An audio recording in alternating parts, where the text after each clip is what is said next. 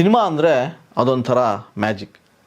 ರಾತ್ರಿ ಕಳೆದು ಬೆಳಗಾಗುವಷ್ಟರಲ್ಲೇ ಸ್ಟಾರ್ ಆಗೋದು, ನೇಮು ಫೇಮ್ ಸಿಗೋದು, ಭರ್ಜರಿ ಹಣ ಕಾಣೋದು ಅಂತೇನಾದರೂ ಇದ್ದರೆ ಅದು ಸಿನಿಮಾ ರಂಗದಲ್ಲಿ ಮಾತ್ರ. ಹೌದು, ರಾಜಕಾರಣ, ಕ್ರೀಡಾ ರಂಗದಲ್ಲೂ ಕೂಡ ನೇಮು ಫೇಮು ಬರುತ್ತೆ. ಆದರೆ ಅಲ್ಲಿ ವರ್ಷಗಟ್ಟಲೆ ಶ್ರಮ ಬೇಕು, ಅವರಿವರ ಕಾಲಿಳಿದು ಮುಂದೆ ಬರಬೇಕು, ಸಾಧಿಸೋಕೆ ಅದೆಷ್ಟೋ ತಂತ್ರ ಮಂತ್ರಗಳನ್ನು ಕೂಡ ರೂಪಿಸಬೇಕು. ಆದರೆ ಸಿನಿಮಾ ಹಾಗಲ್ಲ. ಇಲ್ಲಿ ಅದೃಷ್ಟದ ಜೊತೆ ಪ್ರತಿಭೆ ಅನ್ನೋದೇನಾದರೂ ಇದ್ದರೆ ಸ್ಟಾರ್ ಆಗೋದನ್ನು ತಪ್ಪಿಸೋದಕ್ಕೆ ಯಾರಿಂದಲೂ ಸಾಧ್ಯ ಇಲ್ಲ. ಪ್ರತಿಭೆ ಇದ್ದರೆ ಒಬ್ಬ ಕಂಡಕ್ಟರ್ ಕೂಡ ಸೂಪರ್ ಸ್ಟಾರ್ ಆಗ್ಬೋದು, ಒಬ್ಬ ಡ್ರೈವರ್ ಮಗ ಕೂಡ ಸಕ್ಸಸ್ಫುಲ್ ಸ್ಟಾರ್ ಅನ್ಸ್ಕೊಳ್ಬೋದು. ಆ ಉದಾಹರಣೆ ನಮ್ಮ ಕಣ್ಮುಂದೆ ಇದೆ. ರಜನಿಕಾಂತ್ ಕಂಡಕ್ಟರ್ ಆಗಿದ್ದವರು ಈಗ ಇಡೀ ಭಾರತ ಮಾತ್ರವಲ್ಲ, ಜಗತ್ತೇ ಅವರ ಸಿನಿಮಾಗಳನ್ನು ಎದುರು ನೋಡ್ತಾ ಇದೆ. ಅಷ್ಟರ ಮಟ್ಟಿಗೆ ರಜನಿಕಾಂತ್ ಬೆಳೆದು ನಿಂತರು. ಇನ್ನು ಕನ್ನಡದ ಹೆಮ್ಮೆ ಯಶ್, ಇವರು ಕೂಡ ಒಬ್ಬ ಡ್ರೈವರ್ ಮಗ. ಇವರ ಶ್ರದ್ಧೆ, ಶ್ರಮ ಮತ್ತು ಅಗಾಧ ಪ್ರತಿಭೆ ಇಂದು ಅವರನ್ನು ಈ ಮಟ್ಟಕ್ಕೆ ತಂದು ನಿಲ್ಲಿಸಿದೆ. ಭಾರತೀಯ ಚಿತ್ರರಂಗದಲ್ಲೇ ಇದೀಗ ಸೌತ್ ಇಂಡಿಯನ್ ಸಿನಿಮಾ ರಂಗದ ಬಗ್ಗೆ ಎಲ್ಲರೂ ಕೂಡ ಮಾತಾಡೋಂತಾಗಿದೆ.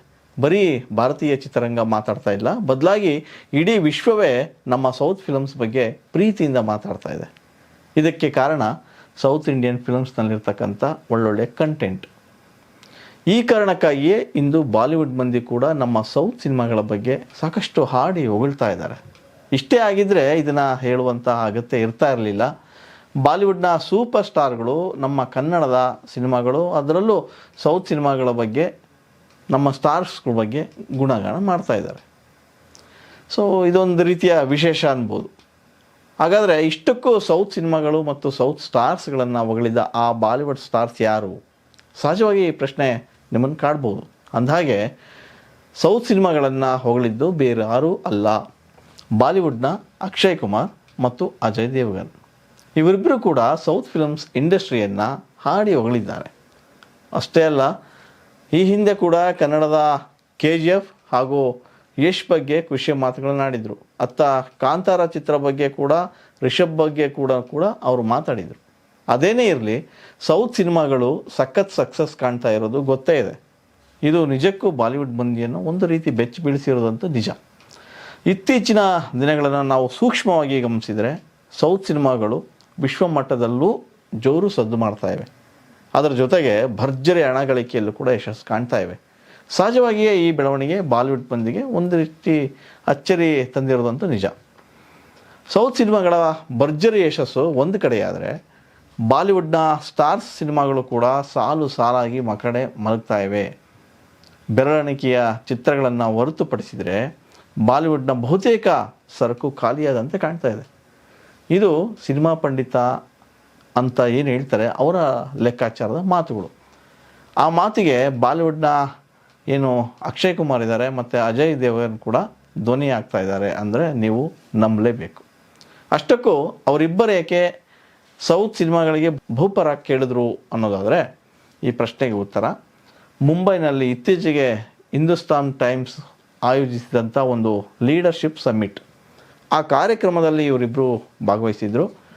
ಸೊ ಅಲ್ಲಿ ಅಕ್ಷಯ್ ಕುಮಾರ್ ಮತ್ತು ಅಜಯ್ ದೇವಗನ್ ಸೌತ್ ಇಂಡಿಯನ್ ಸಿನಿಮಾಗಳ ಬಗ್ಗೆ ಮಾತಾಡ್ತಾರೆ. ಈಗಂತೂ ಸೌತ್ ಇಂಡಿಯನ್ ಸಿನಿಮಾಗಳು ಹೆಚ್ಚು ಯಶಸ್ಸು ಪಡಿತಾ ಇವೆ. ಬರೀ ಮನೋರಂಜನೆ ಮಾತ್ರ ಅಲ್ಲದೆ ಗಳಿಕೆಯಲ್ಲೂ ಕೂಡ ಸಾವಿರಾರು ಕೋಟಿ ರೂಪಾಯಿ ಮಾಡ್ತಾ ಇವೆ. ನಿಜಕ್ಕೂ ಇದೊಂದು ರೀತಿಯ ಉತ್ತಮ ಬೆಳವಣಿಗೆ ಅಂತ ಹೇಳಿ ಅಕ್ಷಯ್ ಕುಮಾರ್ ಹೇಳ್ತಾರೆ. ನಮ್ಮ ಸೌತ್ ಇಂಡಿಯನ್ ಸಿನಿಮಾಗಳ ಬಗ್ಗೆ ಹಾಡು ಹೊಗಳ್ತಾರೆ. ಅಷ್ಟೇ ಅಲ್ಲ, ಇಂತಹ ಯಶಸ್ಸಿನ ಸಿನಿಮಾಗಳು ಕೂಡ ಬಾಲಿವುಡ್ಗೂ ಬೇಕು. ಆದರೆ ಅದೇಕೋ ಏನೋ ನಮ್ಮಲ್ಲಿ ಒಗ್ಗಟ್ಟಿನ ಕೊರತೆ ಎದ್ದು ಕಾಣ್ತಾ ಇದೆ. ದಕ್ಷಿಣ ಭಾರತ ಚಿತ್ರರಂಗದಲ್ಲಿ ಸಾಕಷ್ಟು ಒಗ್ಗಟ್ಟಿದೆ. ಅಲ್ಲಿನ ತಾಂತ್ರಿಕ ವರ್ಗ ತುಂಬ ಹೊಂದಾಣಿಕೆಯಿಂದ ಕೆಲಸ ಮಾಡ್ತಾ ಇದೆ ಮತ್ತು ಒಗ್ಗಟ್ಟಿನಿಂದ ಕೆಲಸ ಮಾಡ್ತಾ ಇದೆ. ಹಾಗಾಗಿ ಈ ಸಕ್ಸಸ್ ಪಡೆಯೋಕ್ಕೆ ಸಾಧ್ಯವಾಗಿದೆ ಅನ್ನೋದು ಅಕ್ಷಯ್ ಅವರ ಮಾತು. ಇದು ಅಕ್ಷಯ್ ಕುಮಾರ್ ಅವರ ಮೆಚ್ಚುಗೆ ಮಾತುಗಳಾದರೆ, ಅದೇ ಕಾರ್ಯಕ್ರಮದಲ್ಲಿದ್ದಂಥ ಅಜಯ್ ದೇವಗನ್ ಕೂಡ ನಮ್ಮ ಸೌತ್ ಇಂಡಿಯನ್ ಸಿನಿಮಾಗಳ ಬಗ್ಗೆ ಮೆಚ್ಚುಗೆ ವ್ಯಕ್ತಪಡಿಸ್ತಾರೆ. 90ರ ದಶಕದಲ್ಲಿ ನಮ್ಮ ಹೀರೋಗಳ ನಡುವೆ ಒಂದು ರೀತಿಯ ಒಗ್ಗಟ್ಟಿತ್ತು, ಸೌಹಾರ್ದತೆ ಇತ್ತು, ಪ್ರೀತಿ ಇತ್ತು, ಸ್ನೇಹ ಇತ್ತು. ಅಷ್ಟೇ ಅಲ್ಲ, ಆರೋಗ್ಯಕರವಾದಂಥ ಸ್ಪರ್ಧೆ ಇತ್ತು. ನಾನಾಗಲಿ, ಅಕ್ಷಯ್ ಆಗಲಿ, ಶಾರುಖ್ ಖಾನ್, ಸಲ್ಮಾನ್ ಖಾನ್, ಅಮೀರು ಒಂದು ರೀತಿ ಪರಸ್ಪರರ ಅವರವರ ಸಿನಿಮಾಗಳ ಬಗ್ಗೆ ನಾವು ಅವರ ಸಕ್ಸಸ್ ಬಗ್ಗೆ ನಾವು ಶ್ರಮ ವಹಿಸ್ತಾ ಇದ್ವಿ. ಆದರೆ ಈಗಿರ್ತಕ್ಕಂಥ ಸ್ಟಾರ್ಗಳಲ್ಲಿ ಅಂತಹ ವಾತಾವರಣವೇ ಇಲ್ಲ ಅಂತ ಅಕ್ಷಯ್ ಕುಮಾರ್ ಏನು ಹೇಳಿದ್ರು, ಅವ್ರ ಮಾತಿಗೆ ಅಜಯ್ ದೇವಗನ್ ಕೂಡ ಧ್ವನಿಗೂಡಿಸಿದ್ದಾರೆ. ಒಗ್ಗಟ್ಟಿನಲ್ಲಿ ಕೊರತೆ ಒಂದೆಡೆ ಆದರೆ ಇಂಡಸ್ಟ್ರಿಯಲ್ಲಿ ಒಬ್ಬರು ಮತ್ತೊಬ್ಬರನ್ನು ಸರಿಯಾಗಿ ಗೌರವಿಸ್ತಾ ಇಲ್ಲ ಅನ್ನೋದು ಅಕ್ಷಯ್ ಅವರ ಮಾತು. ಅದೇನೇ ಇರಲಿ, ಸೌತ್ ಫಿಲಮ್ ಇಂಡಸ್ಟ್ರಿ ಬಗ್ಗೆ ಎಲ್ರಿಗೂ ನಿರೀಕ್ಷೆ ಜಾಸ್ತಿ ಇದೆ. ಸಕ್ಸಸ್ಫುಲ್ ಇಂಡಸ್ಟ್ರಿ ಎಂಬ ಮಾತು ಕೂಡ ಇದೆ. ಹಾಗೆ ನೋಡಿದ್ರೆ ಭಾರತೀಯ ಚಿತ್ರರಂಗವನ್ನು ಒಮ್ಮೆ ತಿರುಗಿ ನೋಡುವಂತೆ ಮಾಡಿದ ಸೌತ್ ಸಿನಿಮಾಗಳೇ ಇದಕ್ಕೆಲ್ಲ ಕಾರಣ. KGF, ಬಾಹುಬಲಿ, ಕಾಂತಾರ, ಪುಷ್ಪ, RRR ಸೇರಿದಂತೆ ಒಂದಿಷ್ಟು ಮಲಯಾಳಂನಲ್ಲಿ ಬಂದಂತಹ ಅನೇಕ ಹೊಸಬರ ಸಿನಿಮಾಗಳ ಕೂಡ ಯಶಸ್ಸು ಜಾಗತಿಕ ಮಟ್ಟದಲ್ಲಿ ಸೌಂಡ್ ಮಾಡಿರೋದು ಎಲ್ರಿಗೂ ಗೊತ್ತು. ಹಾಗಾಗಿ ಇದು ಮಾತಾಡ್ತಾ ಇದೆ. ಒಂದಂತೂ ನಿಜ, ಭಾರತೀಯ ಚಿತ್ರರಂಗಕ್ಕೆ ದೊಡ್ಡಣ್ಣನಂತಿದ್ದಂಥ ಬಾಲಿವುಡ್ ಬಂದಿಯೇ ಒಂದು ರೀತಿ ಬೆಚ್ಚಿ ಬಿದ್ದಂತೆ ಕಾಣ್ತಾ ಇದೆ. ಎಷ್ಟೇ ಆಗಲಿ, ಇದು ಕಾಂಪಿಟೇಷನ್ ಕಾಲ. ಅದರಲ್ಲೂ ಸಿನಿಮಾ ನೋಡುಗನಿಗೆ ಏನು ಬೇಕು ಏನು ಬೇಡ ಎಂಬ ನಾಡಿ ಮಿಡಿತದ ಅರಿವಿರಬೇಕು. ಅಂಥದ್ದೊಂದು ಅರಿವು ನಮ್ಮ ಸೌತ್ ಸಿನಿಮಾ ಮೇಕರ್ಸ್ಗೆ ಇದ್ದಂತಿದೆ. ಆ ಕಾರಣಕ್ಕೆ ಇಂದು ಸೌತ್ ಸಿನಿಮಾಗಳು ಸಖತ್ ಸೌಂಡ್ ಮಾಡ್ತಾಯಿವೆ. ಎಲ್ಲರೂ ಇತ್ತ ತಮ್ಮ ಚಿತ್ತವನ್ನು ಹರಿಸುವಂತೆ ಮಾಡ್ತಾಯಿದೆ. ಸದ್ಯಕ್ಕೆ ಈಗ ಕೊಡುತ್ತಿರುವ ಸಕ್ಸಸ್ ಬಗ್ಗೆ ಬಾಲಿವುಡ್ನ ಕೆಲ ಸ್ಟಾರ್ಸ್ಗಳು ಮಾತಾಡ್ತಾ ಇದ್ದಾರೆ. ಮುಂದಿನ ದಿನಗಳಲ್ಲೂ ಕೂಡ ಸೌತ್ನ ಪ್ಯಾನ್ ಇಂಡಿಯಾ ಸಿನಿಮಾಗಳು ತೆರೆಗೆ ಅಪ್ಪಳಿಸೋದಕ್ಕೆ ರೆಡಿ ಆಗ್ತವೆ. ಪುಷ್ಪ 2 ಇದೆ, ಮ್ಯಾಕ್ಸ್ ಇದೆ, ಟಾಕ್ಸಿಕ್ ಇದೆ, UA ಇದೆ.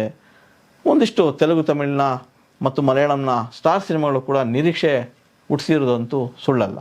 ಅದೇನೇ ಇದ್ದರೂ ನಮ್ಮ ಸೌತ್ ಇಂಡಿಯನ್ ಫಿಲಮ್ ಬಗ್ಗೆ ಬಾಲಿವುಡ್ ಸ್ಟಾರ್ಸ್ ಮಾತಾಡ್ತಾರೆ ಅನ್ನೋದಿದೆಯಲ್ಲ, ಅದು ವಿಶೇಷನೇ ಸರಿ. ಒಟ್ಟಾರೆ ಕನ್ನಡ ಚಿತ್ರರಂಗ ಜೊತೆ ತೆಲುಗು, ಮಲಯಾಳಂ ಮತ್ತು ತಮಿಳು ಇಂಡಸ್ಟ್ರಿಯಲ್ಲಿ ಬರ್ತಕ್ಕಂಥ ಸಿನಿಮಾಗಳ ಬಗ್ಗೆ ಭಾರತೀಯ ಚಿತ್ರರಂಗದ ಆಚೆ ಕೂಡ ಮಾತಾಡ್ತಾರೆ ಅಂದರೆ ಅದು ನಮ್ಮಲ್ಲಿ ಇರ್ತಕ್ಕಂಥ ಪ್ರತಿಭಾವಂತರ ತಾಕತ್ತೆ ಅನ್ಬೋದು.